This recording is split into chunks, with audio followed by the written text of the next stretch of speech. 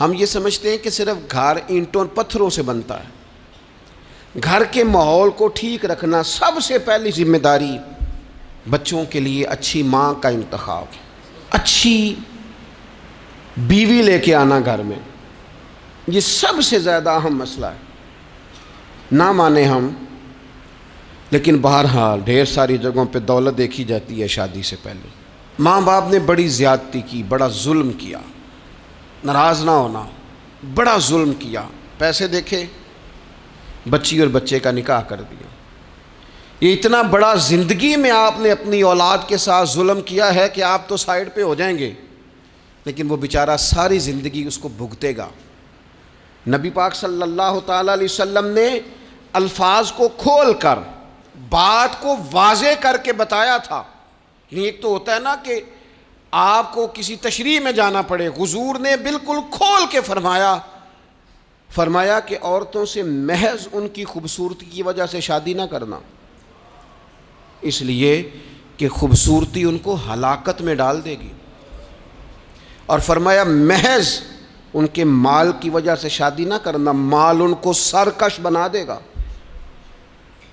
یا رسول اللہ صلی اللہ تعالی علیہ وسلم پھر کیا کریں؟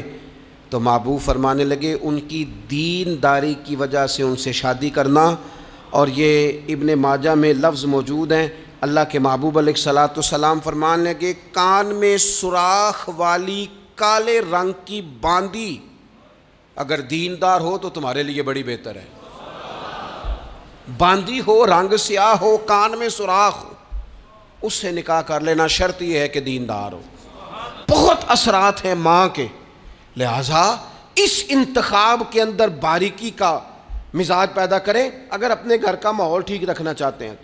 اور اگر ماحول ٹھیک نہیں ہے تو پھر آپ کروڑوں روپیہ لے آئیں، جس کے بچے ہی ناکام ہو گئے اس کے پیسے کیا کریں گے؟ آپ بہت بڑا گھر بنا لیں، لیکن اگر بچے ہی ناکام ہو گئے تو آپ کی بڑی حویلی کیا کارنامہ سر انجام دے گی؟ اور اسی طرح کا معاملہ مرد کے ساتھ بھی ہے۔ نبی پاک علیہ الصلوۃ والسلام نے فرمایا جب تمہیں ایسے لوگ پیغام نکاح دیں جن کا دین اور اخلاق اچھا ہو تو پھر اپنی عورتوں کا نکاح ان سے کر دو۔ اگر ایسا نہیں کرو گے تو زمین میں فتنہ برپا ہوگا، فساد ہوگا۔ نیک مرد جب ملے تو پھر اس کے ساتھ نکاح کرو۔ صحیح بتانا، خالی نیک دے کے رشتہ دے دیا جاتا ہے؟ نیک ہے، دیندار ہے، اچھے اخلاق والا ہے، خالی تقویٰ دے کے لوگ رشتہ دیتے ہیں؟ بڑا کچھ دیکھا جاتا ہے، بڑا پس منظر دیا تو تنخواہ تھوڑی ہو تو کہتے ہیں کماتا ہی کچھ نہیں۔ اگر تو بہو آئے تو پھر تو اس کے نصیب کا رزق ہے، اگر بیٹی نے جانا ہو تو پھر اس کے نصیب کا رزق نہیں ہوتا۔ تو جن رشتوں کی بنیاد لالچ پر رکھی جاتی ہے وہاں گھر کا ماحول درست رکھنا ممکن نہیں رہتا۔ گھر کا ماحول اس وقت درست رہتا ہے جب تقویٰ کو، طہارت کو، پرہیزگاری کو، عمدہ اخلاق کو، عمدہ اطوار کو، اچھے نظریات، ستھرے مزاج کو، گھرداری کے ماحول کو جب پیش نظر رکھا جاتا ہے پھر حالات کچھ اور طرح کے ہوتے ہیں۔